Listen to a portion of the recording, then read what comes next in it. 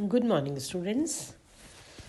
हम अपनी MSc final की इस प्रैक्टिकल की ई क्लास में आज हम पढ़ रहे हैं।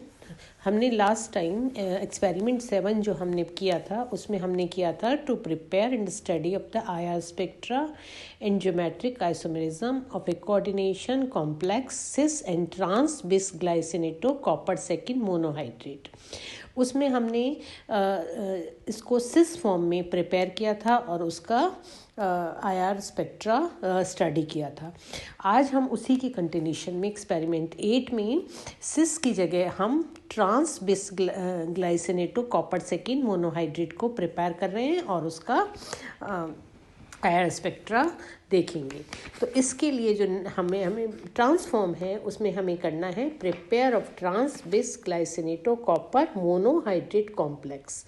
इसके लिए जो हमें रिक्वायर केमिकल्स हैं या हमें जिन केमिकल्स की आवश्यकता है उसमें हमें सबसे पहले चाहिए सिस कॉपर ग्लाइसिनेटो मोनोहाइड्रेटेड और ग्लाइसिन हमें लगभग 1 ग्राम के लगभग चाहिए।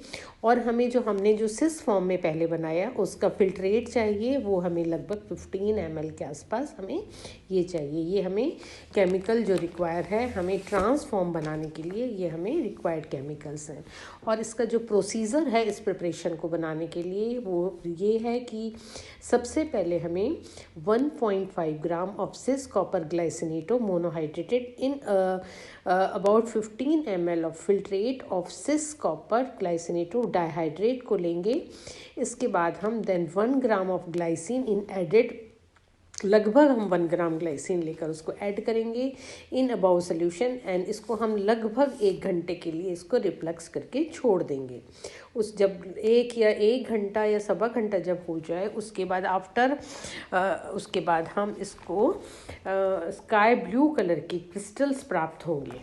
पहले जो हमें सिस फॉर्म में प्राप्त हुए थे वो ब्लू कलर थे, लेकिन कुछ थोड़े से डार्क ब्लू कलर के क्रिस्टल थे। अब यहाँ पर जो हमें ट्रांसफॉर्म में वो होंगे वो हमें स्काई कलर के या उस कंपैरेटिवली उससे हल्के ब्लू कलर के क्रिस्टल्स प्राप्त होंगे जो कि ट्रांसबिस कॉपर ग्लाइसिनेटो मोनोहाइड्रेट के बनेंगे। उसके बाद जब हमें ये क्रिस्टल मिल जाएंगे उसके बाद हमें उसको फिल्टर करना है।